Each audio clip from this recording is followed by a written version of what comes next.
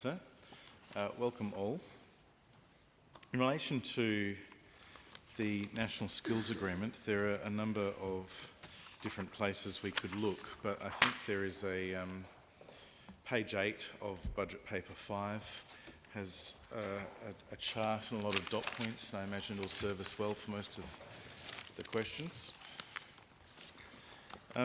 Is the Minister... Obviously, a number of the dot points would outline the things that have been agreed between the state and the Commonwealth Government. Are there other key performance indicators and milestone achievements required to receive funding under the 5-year agreement with the federal government? And if so, are they able to be outlined?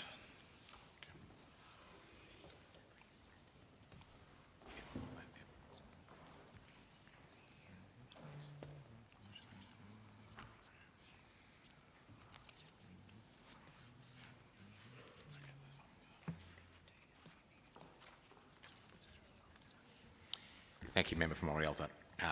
The information I have to hand about what our obligations are under the NSA include, insofar as our ability to access money from the federal government and the parties who are part of the agreement, deliver a national skills plan and jurisdictional action plan, provide low or no fee foundation skills, meet VET student loan requirements, participate and support shared system stewardship aligned with the objectives of the National Skills Agreement, allocate at least 70% of Commonwealth investment to TAFE, maintain state expenditure, deliver on agreed policy initiatives. Thank you. I note the at least 70% guaranteed to TAFE SA. Is there any minimum allocation required to non-government training providers?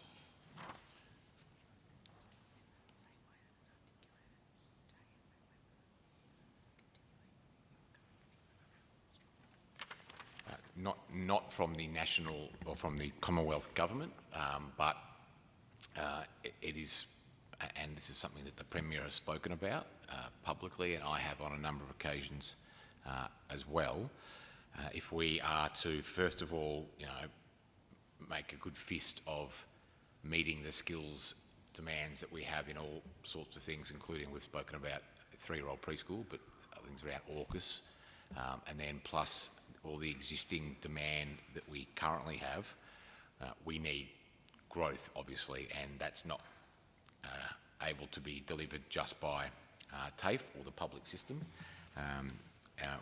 We are as part of this agreement, there is 160,000 funded training places across the life of the agreement, which I think from memory is an uplift over and above what we would have been doing had we not signed the agreement of something like 60,000 training places, and they are going to be shared across the sector. TAFE will be a beneficiary, but so will lots of other training providers as well. But in terms of what the federal government required of us as a state, for us to be a party and access their money, the conditions they put in place were a number, but included 70%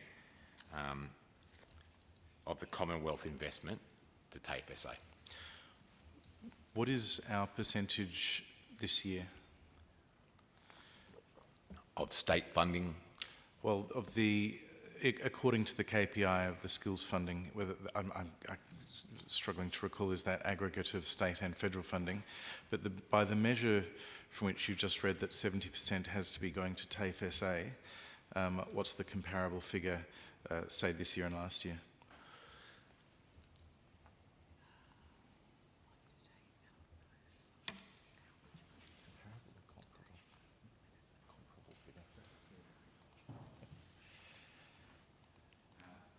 I might need to take that on notice, although if I recall, in terms of the percentage of funding provided to TAFE in South Australia compared to the percentage provided to the public training provider TAFE, or if it has a different name, interstate, I think we are certainly at in the bottom part of that list with a lower level compared to what other states provide.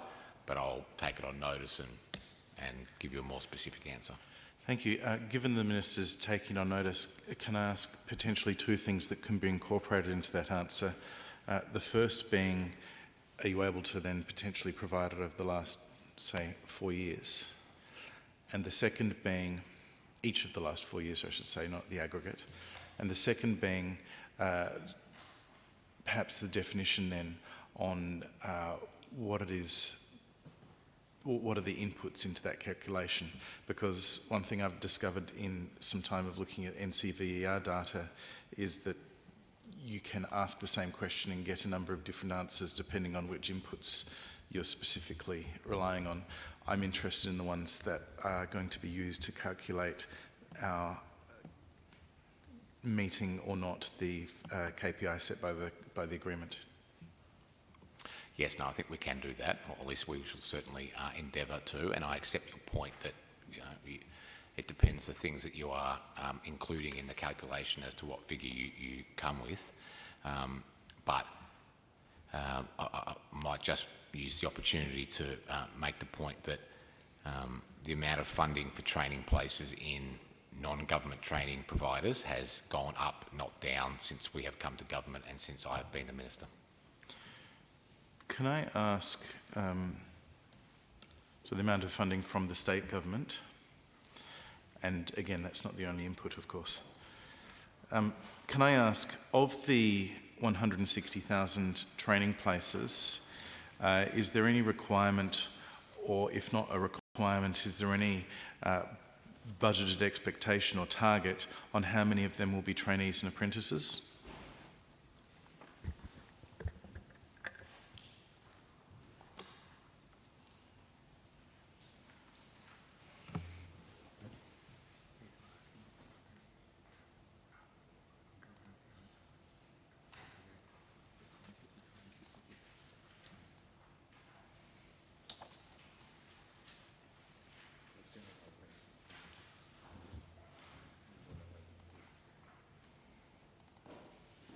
No, that was sort of the point I was making, but let's have a look at the figure we can.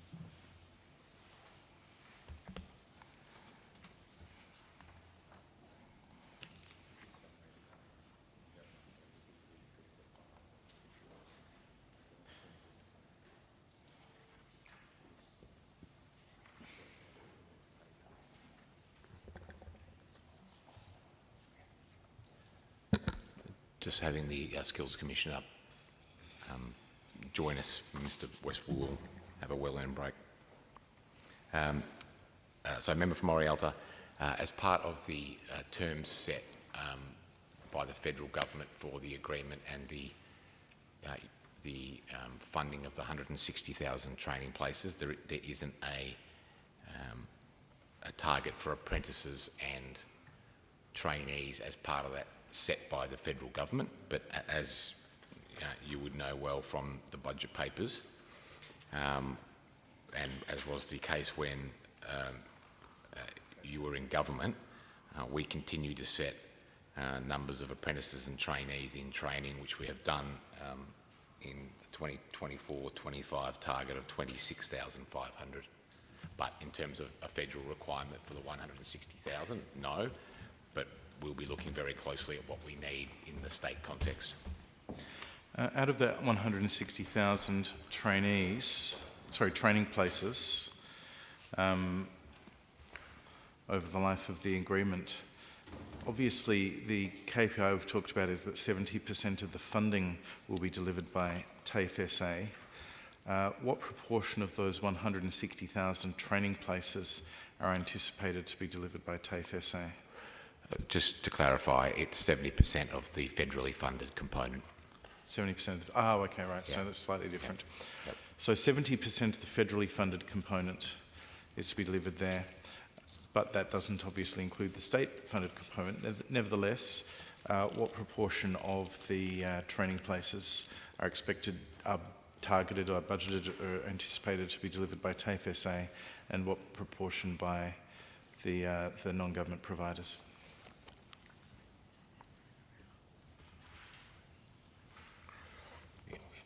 So we're still working on the allocation, so I don't have an answer for you on that. And won't take that on notice because I don't think I would have an answer to provide you on notice yet because some pretty complicated calculations are still being done on where it is best attributed in terms of getting the best outcome the state can get and basing it on labour market needs, where we have demand, what uptake would be, all those sorts of things as well. So we are still working on that, and obviously that will become public at some point. I don't seek to dismiss your question, but I just don't have an answer for it yet because the allocations of where it goes. But this will come as no surprise to you in terms of the priority sectors: defence and manufacturing, construction, infrastructure, education, technology, AI, health and care, clean energy, just to name a few. So we are trying to be quite disciplined in terms of making sure that, because the uplift, I think, in terms of the uplift that has delivered the extra 60,000 training places over the 5 years is, I think, in the vicinity of $692 million. And I think 440 million of that was actually from the state. It's an enormous uplift that we provided ourselves,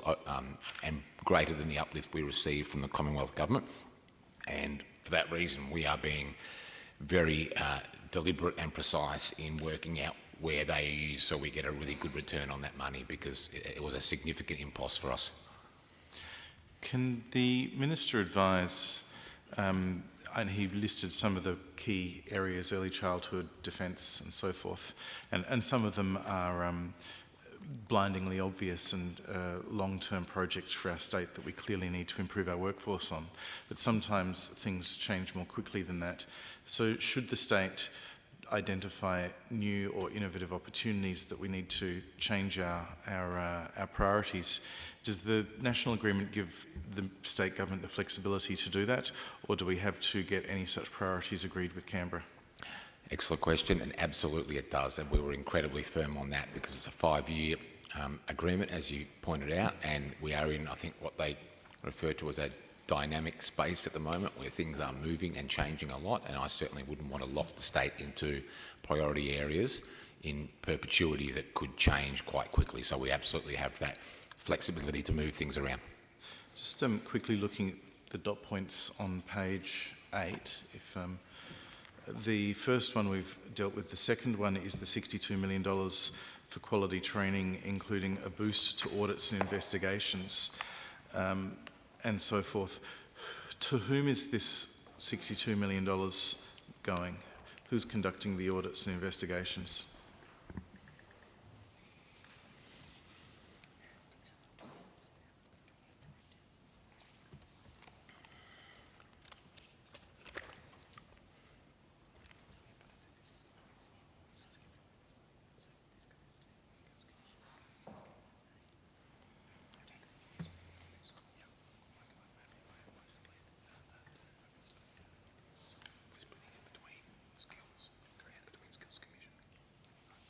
So, yes, I understand the 62.6 that you refer to around a boost for audits and investigations is being split between Skills SA and the Skills Commission to do that work. I might invite the Commissioner, who's been itching to have a go, to give a bit of information about how that will be used, and happy to provide some more information around how Skills will do it at the end of that answer.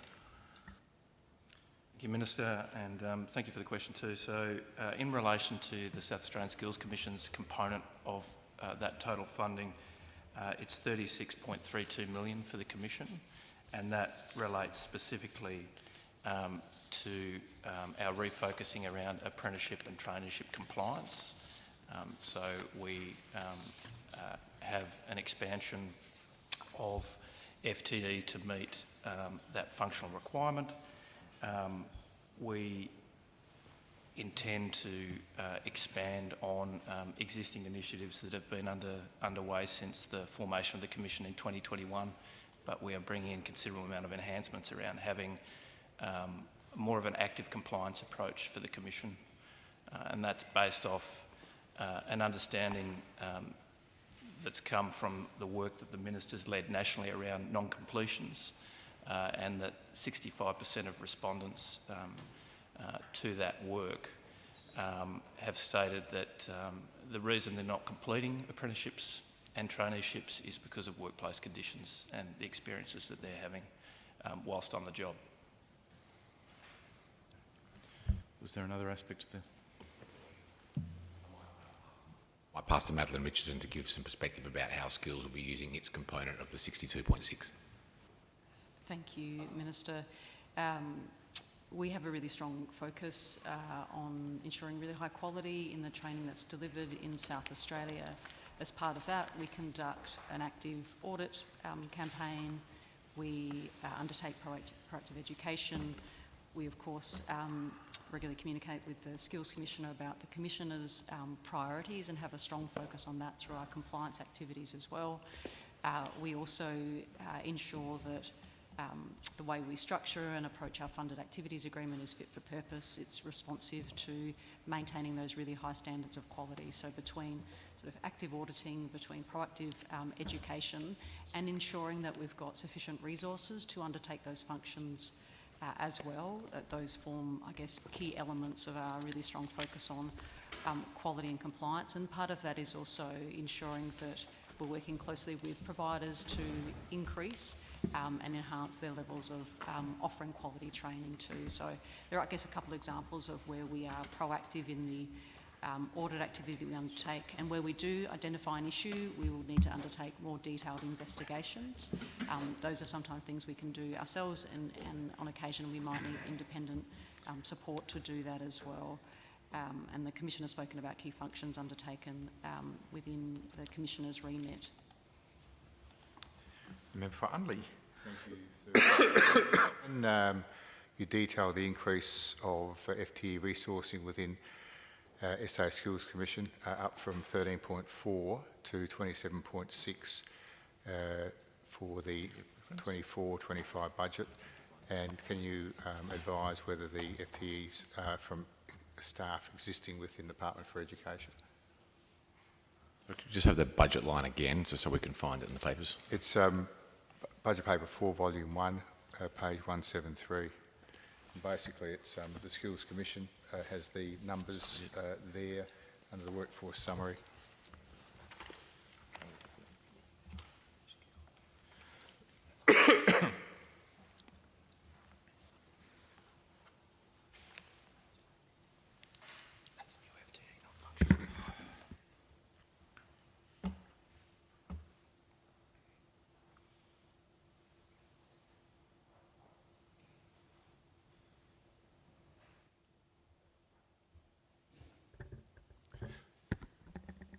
I might pass to the Skills Commissioner to answer that.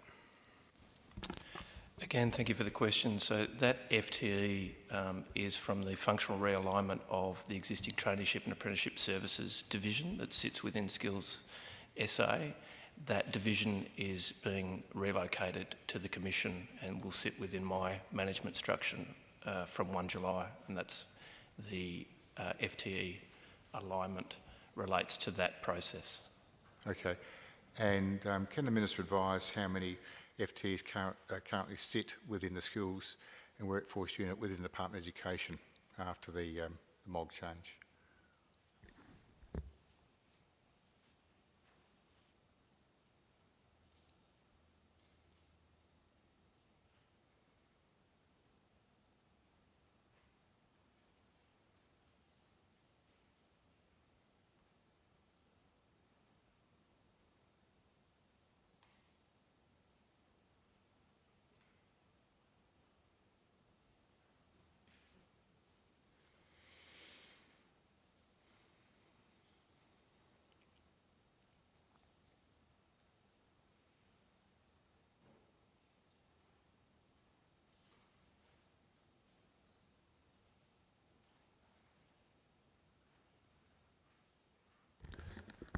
I'll pass over to Madeline Richardson to answer your question. Thank you, Minister. So consistent with the budget papers in 23-24, there was 116.9 FTEs. We're planning in 24-25 to be 127.1. The caveat I would add in relation to that is consistent with machinery of government processes. There is a process around discovery. So it's important to ensure that receiving agency and an agency that is passing on those functions are really clear on that all FTEs are being captured, but I would refer to the budget papers as the most accurate current picture around Skills SA FTEs. Okay, so are there plans for any further MOG changes for more staff from Department of Education, Skills SA to move into the Skills Commission?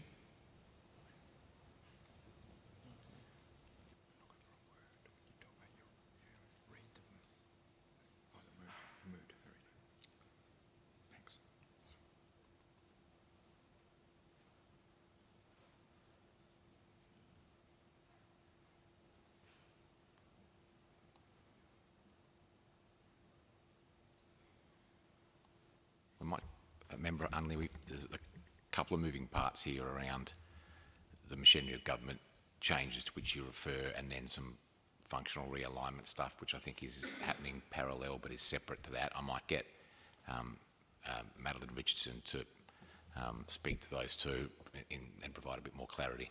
Thanks very much, Minister. As you referred to, there is a functional realignment underway between some functions that have been undertaken under delegated arrangements within Skills SA, as the Commissioner talked about, that are being realigned with the South Australian Skills Commission. That has been a process that's underway. We've reached sort of the end of that period of consultation, and those functions will be transitioning from the 1st of July. In parallel, you'd also be aware of the broader move from Skills SA and the Skills Commission to the new Depart from the State Development portfolio. So, as the Minister referred to, two things happening in parallel. So basically, there'll be an additional MOG minister that will move the Skills Commission out of the Department of Education. The MOG is the one that was announced a number of weeks ago as under the auspices of the creation of the Department for State Development, which will see skills be a part of it, and the Skills Commission and Commissioner and his staff also move there to be a part of it. And Minister, are you able to advise whether the Skills Commission has developed any new training pathways for apprentices and trainees since 2022?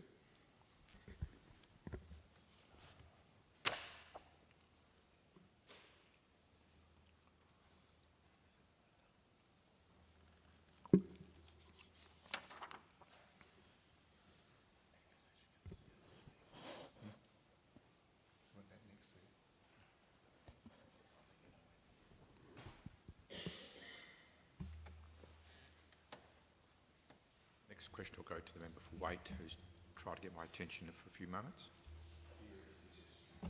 Yes, politely, of course.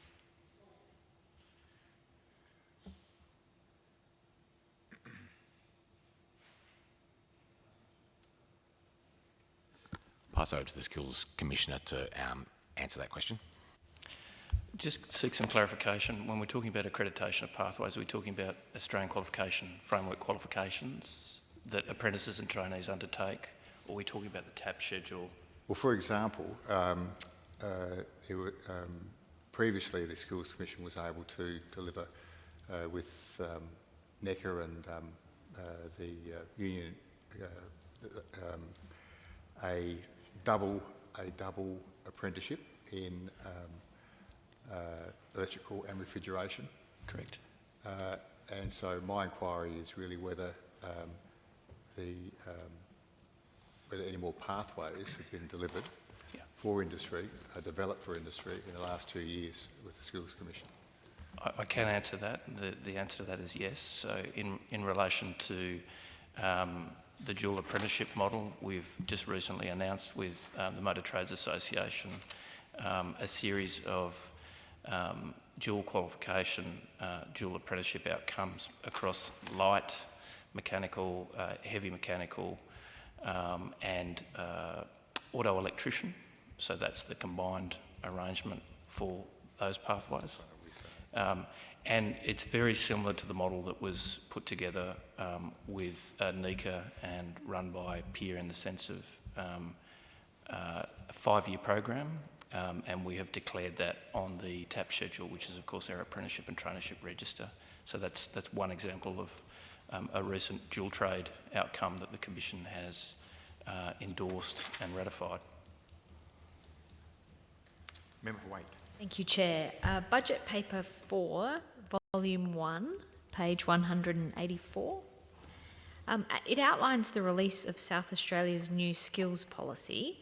Could the Minister please explain to the Chamber what the policy changes are for South Australia and what the expected benefits are?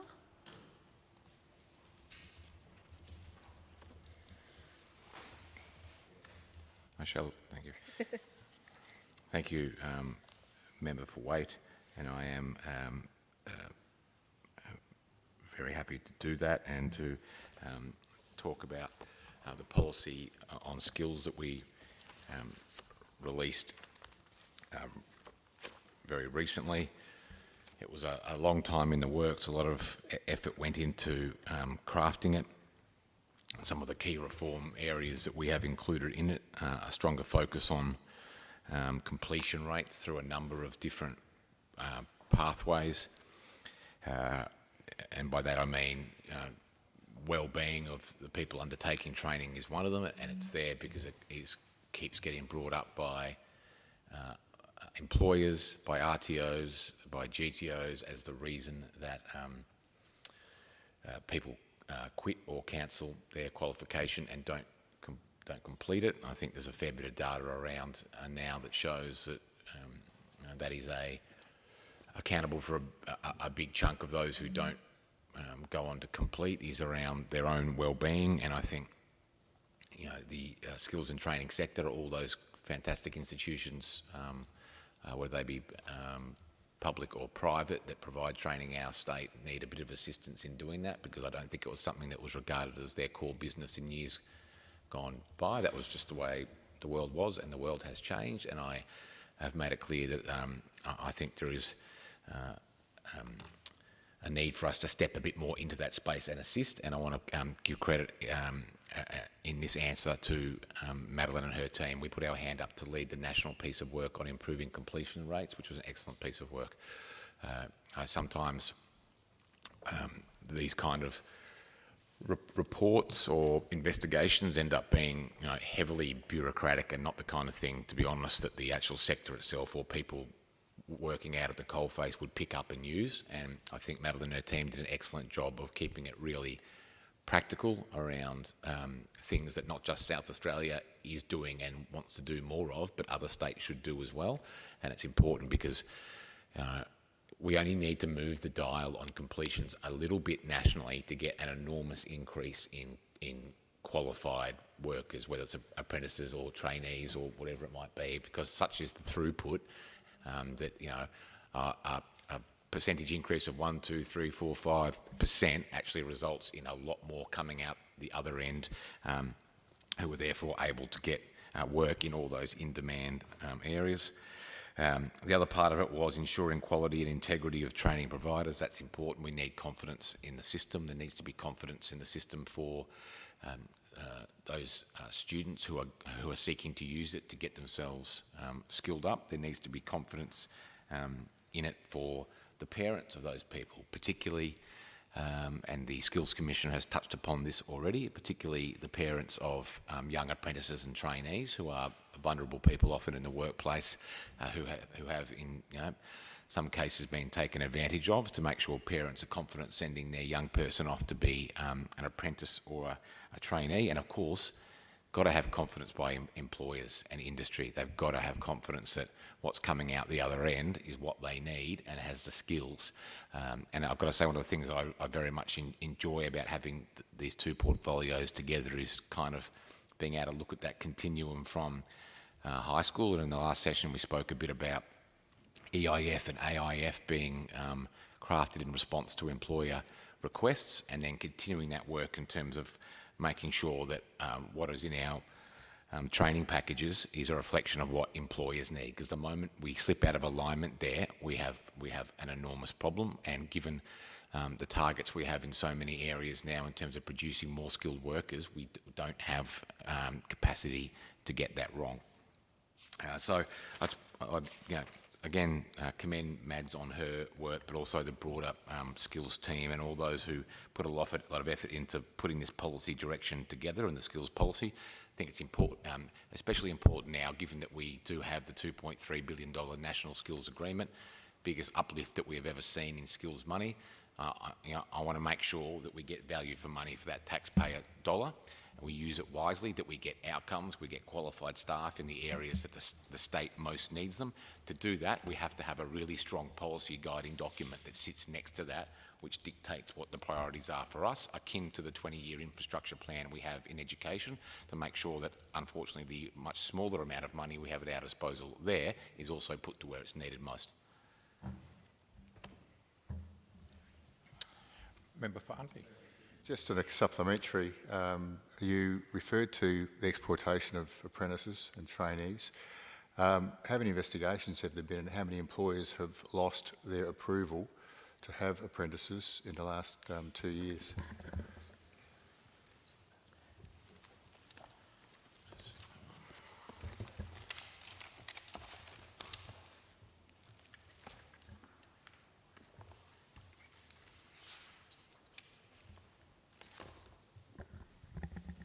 Thank you, a member for Unley. Pleased to have a crack at answering your question. So I can give a bit of a broad kind of view of the compliance work that we have been doing. We did a quality audit blitz which reviewed payments to over 150 RTOs. Pleasingly... No, Minister, my question was specifically about employers who had been exploiting I was trying to answer the question. Order. Not about RTOs. Stop interrupting you may have him. Let him misunderstood. answer the question you asked. You may have misunderstood my question, or maybe I didn't articulate it well enough. But I'm interested in the number of employers who have lost their registration because of poor treatment of apprentices. I'll just continue my answer, Chair. Sorry. First of all, what was that reference in the budget again, please? It was a supplementary to the government question, sir. Where there's no supplement. What was the budget line, regional budget line? The member for Waite gave... No, your question. Okay. It's the same line that the Skills Commission. It's budget paper 4, volume 1. Yeah. Page, I beg your pardon, volume 1, page 173, SA Skills Commission. That's what we're asking questions about. In which... The Skills Commission investigates inappropriate treatment of apprentices and complaints about employers and apprentices, incidentally. What was the question again you asked? You want to hear the question again? Yes, please. Okay. My question was, how many investigations have there been into exploitation of apprentices, and how many employers have lost their approval to have apprentices due to that exploitation? Minister. Thank you, Chair. It wouldn't be an estimate session without the member for Unley losing his bottle. There we go. Happy to talk about this, sir. Well, you've made a claim, substantiate. Order, everybody. Can everybody please calm down and let the Minister answer? The South Australian Skills Commission, the Commission, regulates the apprenticeship and traineeship system in South Australia in accordance with the South Australian Skills Act 2008, the Act, the South Australian Skills Regulations 2001, and South Australian Skills Standards. The Commission delegates the powers and functions necessary to undertake the day-to-day administration of the state's apprenticeship and traineeship system to traineeship and apprenticeship services within Skills SA. In the 23-24 year to date, 26 employers were investigated for non-compliance with the Act. 11 sanctions were imposed on 8 non-compliant employers. This year, Powers under the Act to declare an employer prohibited from employing apprentices and trainees were exercised for the first time with Heritage Stone Restorations Proprietary Limited declared prohibited. The Commission will be strengthening its compliance approach and activities in 24-25 and beyond to promote a safe, high-quality training experience for South Australia's apprentices and trainees and to improve apprenticeship and traineeship completion rates in the state. Complaints handling, dispute resolution, mediation and advocacy for apprentices, trainees, their employers, vet and higher education students, including international students, are also key functions of the Commission under the Act. In the 2023-24 year to date, 844 people were assisted with complaints handling and dispute resolution services. Of these, 726 cases related to an apprenticeship or traineeship. 10 of these matters were referred to the South Australian Employment Tribunal, or SAIT. Okay. The member for Newland, do you? Yes, Mr Chair, thank you. Thank you, Minister. I refer via the Chair to Budget Paper 4, Volume 1, page 184. That page highlights a continued focus on a quality training system. Could the Minister please update the Chamber on how the government is monitoring that quality amongst RTOs and any previous findings? Well, I thank the member for Newland for what is a very timely question and very pleased to answer it, Chair. Skills SA engages with learners, training providers and employers to raise awareness and promote compliance with their obligations.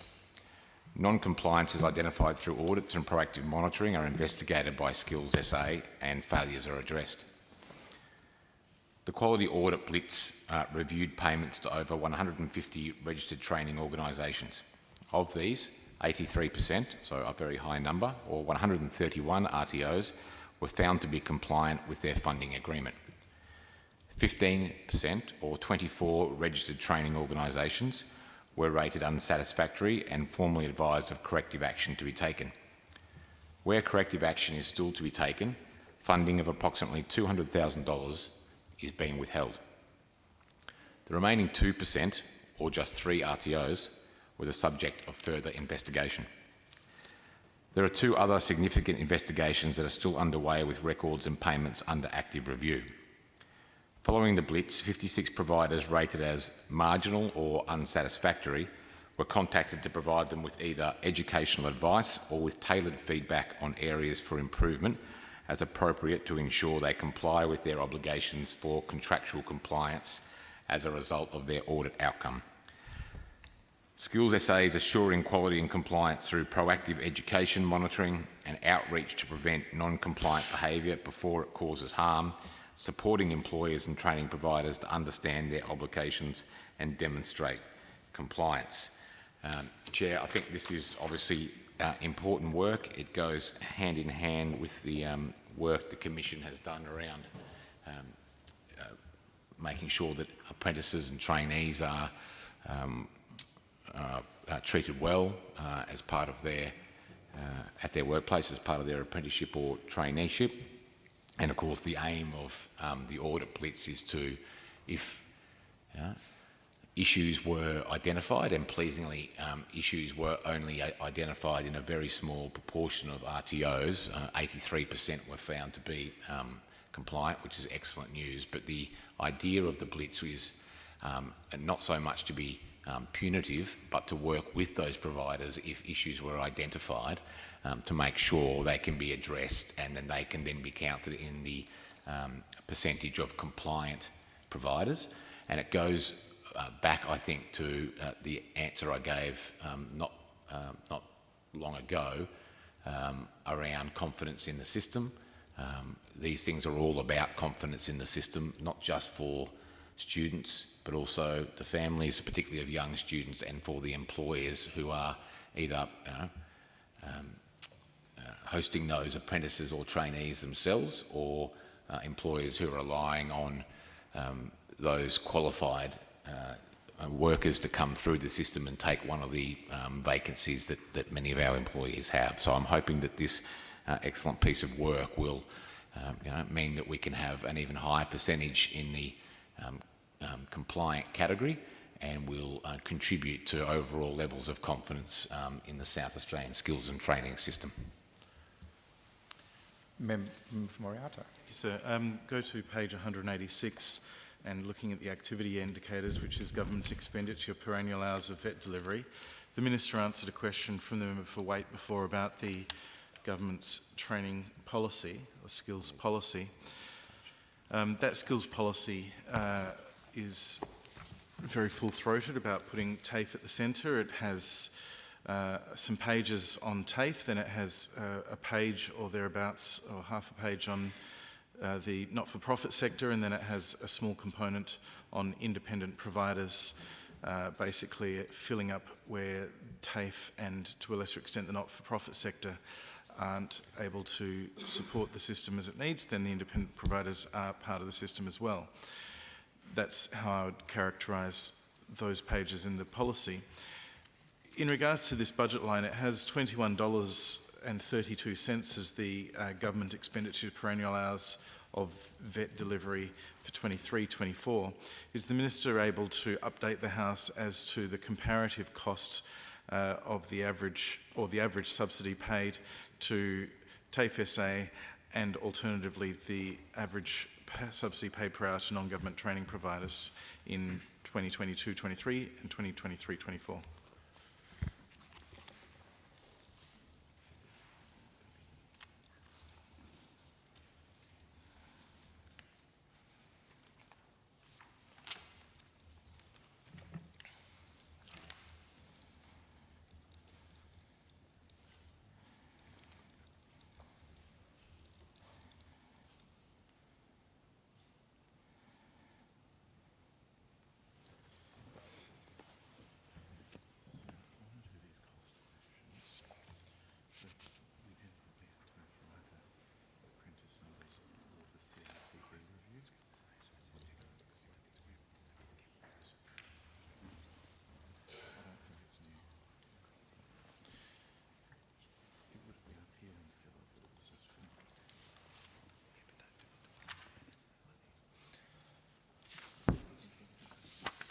I'll see what I can do.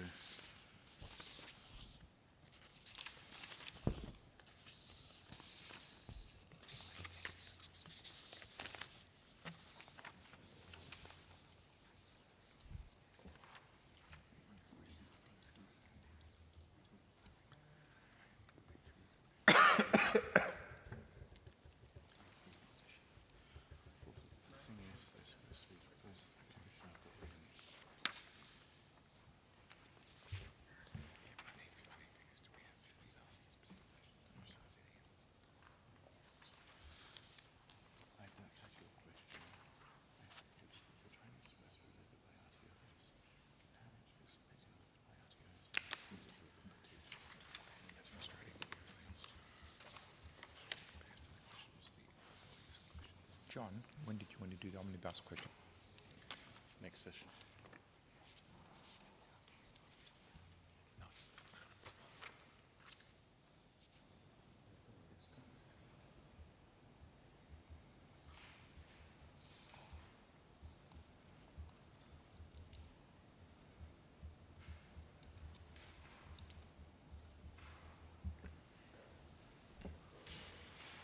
Thank you, Member from Morialta. We might have to take some of that on notice and provide a written answer to you about the different rates. I can provide you with the cost of government expenditure per hour of training in 2022 was $21.56, which I think is what you might have referred to $21.32 somewhere, I think.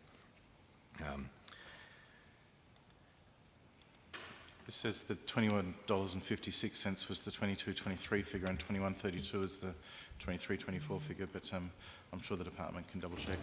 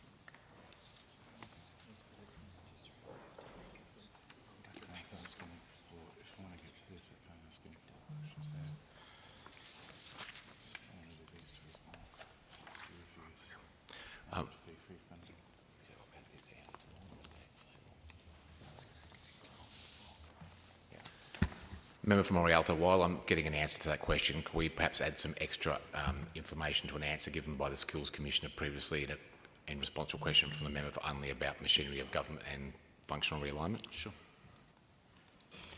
Thank you for the opportunity to do so. It's because we confuse the language between, I was talking about the functional realignment of TAS into the Commission versus the machinery of government question that was posed back. So I do want to submit that FTE split between the National Skills Agreement and what we're doing with TAS, just to provide absolute clarity that the uplift for 24-25 for the Commission as far as FTE is concerned relates to the National Skills Agreement. The additional staff that are coming from TAS aren't captured in that line item. So I'm clarifying it now, but I'm happy to put that through as a submission. Thank you. So, let me speak a bit here, Member for Morialta, around cost of training delivery per hour. Since 21-22, the per hour cost to government of training delivery through TAFE has been reducing. This reflects government's reinvestment in TAFE and the government skills sector, which has seen training volume increases over that period. TAFE SA's per hour cost of delivery for government in 21-22 was $26.44 per hour, based on 8 million registered training hours delivered. TAFE SA's budgeted per hour cost of delivery for government in 24-25 is $21.40 per hour, based on 10.1 million registered training hours, which is a 19% reduction in the per hour cost for delivery at TAFE SA. You mentioned I think in your sort of the preamble to the question around the commentary in the budget around TAFE being at the centre, and happy to speak to that here. And yes, as you know, no doubt the member for Morialta knows, and other members of this place, the cost of training delivery at TAFE is more than it is in the private sector, although thankfully reducing, which is a good thing.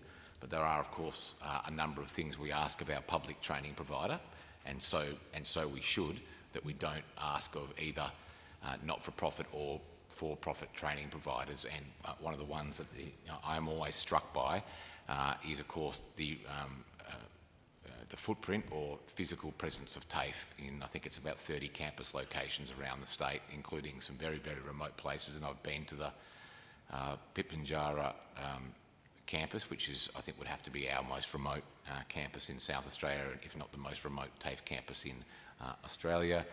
Ceduna is another one I could mention, a lot in areas where you would not expect a not-for-profit or a for-profit training provider to set up, because it would be uneconomic for them to do so. But we are a state particularly that has a very big metropolitan population and smaller regional locations, which provides a complication for us that states like Victoria don't have, that have very large regional centres of 250,000 people that smaller regions around them can access to get training. We are a state full of thin markets, particularly when it comes to training, but if those employees in those areas can't access training, they will shut their doors and the town will disappear not long after them. And TAFE has a role to play in keeping that footprint. TAFE also has a role to play when we say it needs to be at the centre of our training system in the kind of course development work that needs to occur, and also, you know, working towards offering courses in areas that might not be high volume and might not be particularly profitable compared to other courses offered by TAFE or other training providers, but that the state desperately needs. And if it wasn't for TAFE being the one there providing it, the state would not have access to that course at all. I think there's probably a number of examples that we could give of that. So those things, all do contribute to the cost of delivery at TAFE and contribute it to being a higher rate.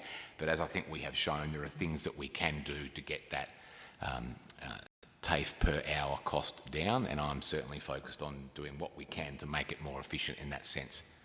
Can I ask the other part of the question, but I'm happy to ask it as part of a new question, was the average subsidy paid per hour to non-government training providers? And I'll tack on to that a question of, are there any subsidy reviews underway? Is there any likelihood of some increases to those subsidies in the coming year. Will the government consider that?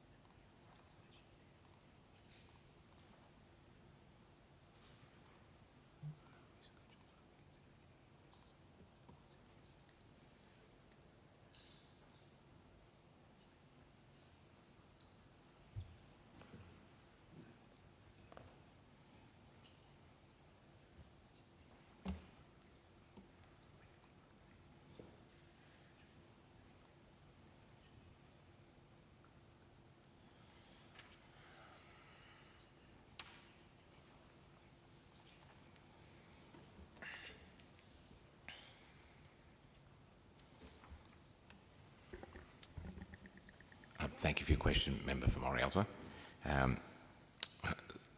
Just to seek clarification, your question is,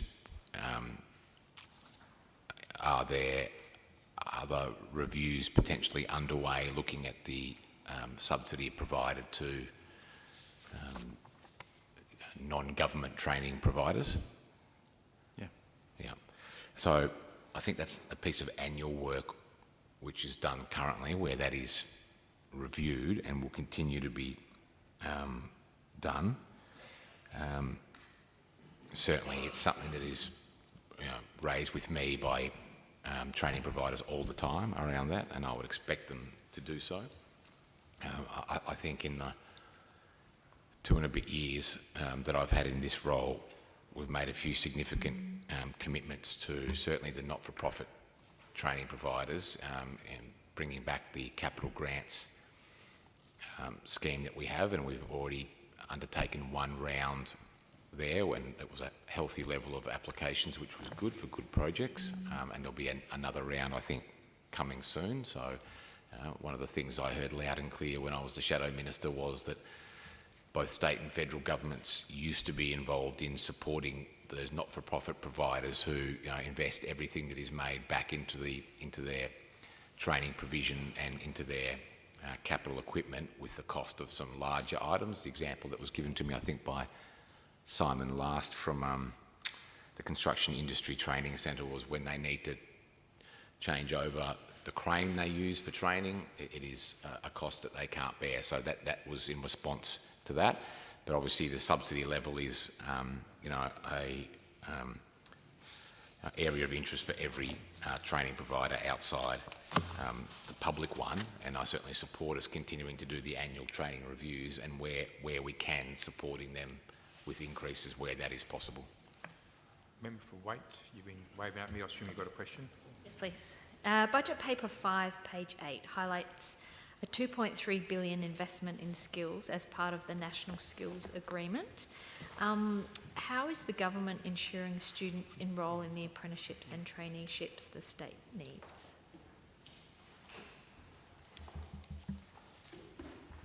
Yeah.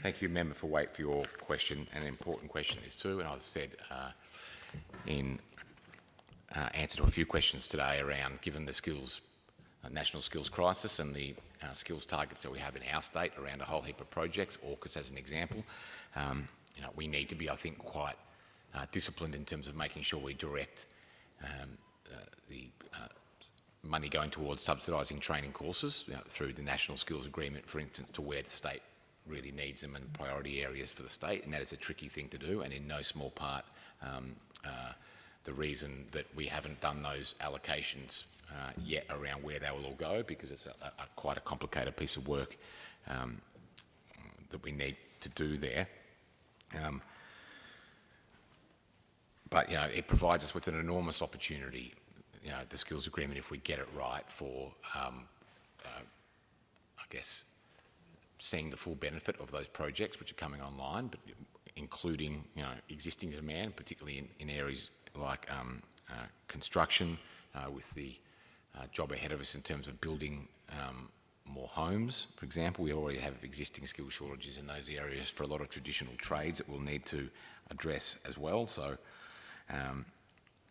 the complication here, I guess, is getting the balance right between trying to you know, ensure a heavy level of enrolments in apprenticeships and traineeships in the areas that the state is going to need into the future, as well as trying to address the current shortfall that we have. And we are doing you know, some important work in terms of making sure that that alignment occurs, particularly in those areas of traditional trades and apprenticeships as well. We saw commencements in 2024 higher than in 2019. Trades especially, I think, up 40.7%. So I would point to that as an example of an area highlighted by your question around areas of greatest priority and need. And we're seeing other key skill shortage areas as well being addressed. Technicians, community and personal service workers, all these levels are above pre-COVID levels, which is, you know, a good sign, I think. Is proof that we can have, you know, sort of organic, sustained, long-term growth in these areas, which is what the state's going to need. You got time for a quick question? Excellent, sir. Thank you. Quite a short answer. Or you can always take it on notice if you want, but page 185 talks about the cost. It's the cost of government-funded training and everything that's done through Skills SA. How much funding is being provided out of that line to provide training for students at Findon and in future years the other technical colleges? Or is all of that training paid for out of the Gonski commitment through the schools line? And further to that, how many trainees and apprentices are enrolled at Findon?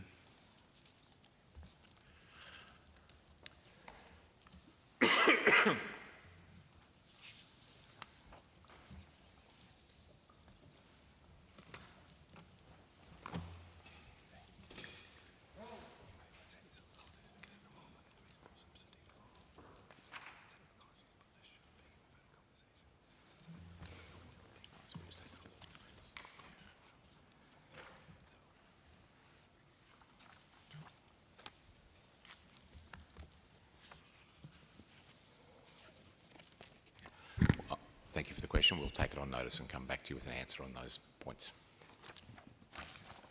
The allotted time having expired, I declare the examination of Skills SA complete.